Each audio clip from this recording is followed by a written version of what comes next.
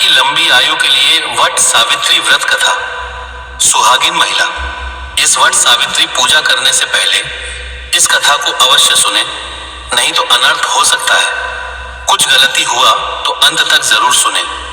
भारतीय संस्कृति में व्रत और त्योहारों का विशेष महत्व है। इन्हीं में से एक अत्यंत पवित्र और महत्वपूर्ण व्रत है वट सावित्री व्रत।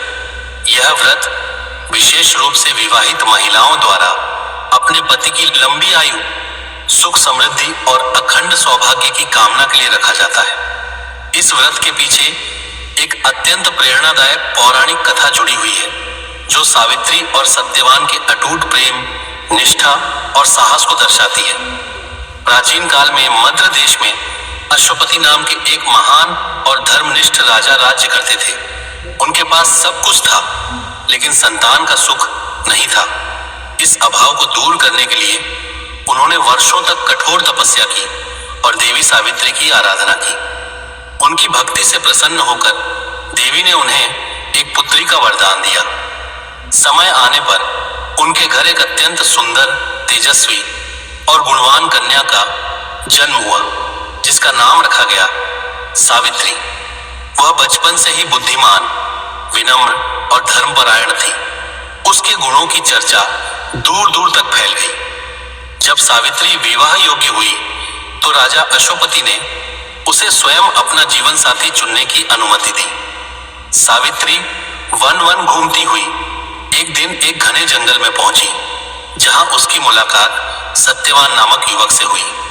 सत्यवान एक राजकुमार था, जो अपने अंधे पिता द्युमत सेन और माता के साथ वन में रहता था। वह अत्यंत सच्चा, परिश्रमी और माता पिता का सेवक था। सावित्री उसके गुणों से प्रभावित होकर उसे अपना पति मान बैठी। जब उसने यह बात अपने पिता को बताई तो महर्षि नारद ने चेतावनी दी कि सत्यवान अल्पायु है और विवाह के 1 वर्ष के भीतर उसकी मृत्यु निश्चित है। यह सुनकर राजा अश्वपति बहुत चिंतित हो गए और सावित्री को समझाने लगे कि वह किसी अन्य वर का चयन करे। लेकिन सावित्री अपने निर्णय पर अडिग रही। उसने कहा, एक बार जिसे मैंने अपने मन से पति स्वीकार कर लिया, उसे मैं जीवन भर नहीं बदल सकती। सावित्री की दृढ़ता देखकर राजा ने उसकी इच्छा को स्वीकार कर लिया और उसका विवाह सत्यवान से कर दिया। विवाह के बाद सावित्री अपने पति और सास ससुर के साथ वन में रहने लगी। वह पूरे मन से उनकी सेवा करती और अपने पति के प्रति पूर्ण समर्पित रहती। समय बीतता गया और वह दिन निकट आने लगा, जिसका संकेत महर्षि नारद ने दिया था।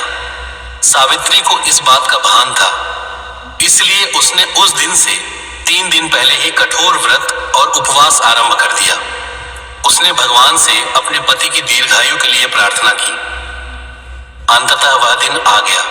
सत्यवान रोज की तरह लकड़ी काटने के लिए जंगल जाने लगे।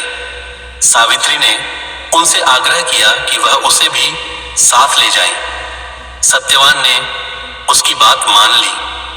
जंगल में काम करते समय अचानक सत्यवान के सिर में तेज दर्द हुआ और वह बेहोश होकर जमीन पर गिर पड़े। सावित्री ने उन्हें अपनी गोद में रखा और दुखी होकर भगवान से प्रार्थना करने लगी। तभी मृत्यु के देवता यमराज वहां प्रकट हुए और सत्यवान के प्राण लेकर चलने लगे। सावित्री ने यह दृश्य देखा और तुरंत यमराज के पीछे चल पड़ी।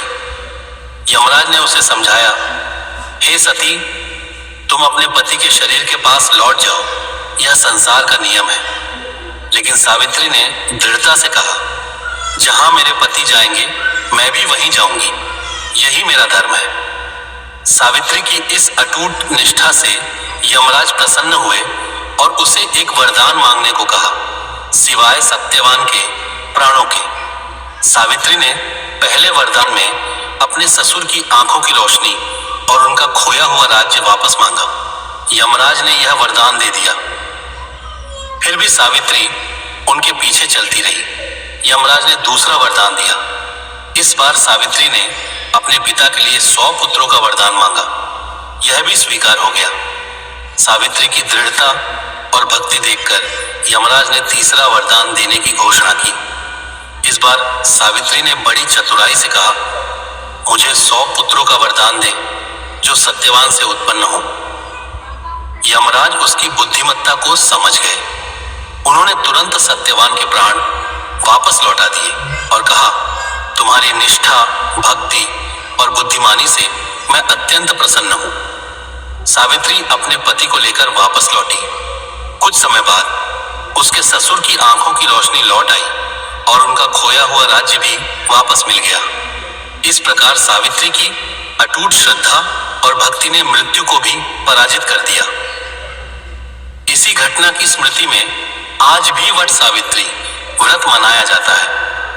इस दिन विवाहित महिलाएं उपवास रखती हैं, वट बरगद वृक्ष की पूजा करती है और उसके चारों ओर धागा बांधकर अपने पति की लंबी आयु की कामना करती है। वट वृक्ष को दीर्घायु और स्थिरता का प्रतीक माना जाता है। जिस प्रकार यह वृक्ष सदियों तक जीवित रहता है, उसी प्रकार महिलाएं अपने पति के लंबे जीवन की प्रार्थना करती हैं। यह कथा हमें सिखाती है कि सच्चा प्रेम, विश्वास और समर्पण जीवन की सबसे बड़ी बाधाओं को भी दूर कर सकता है।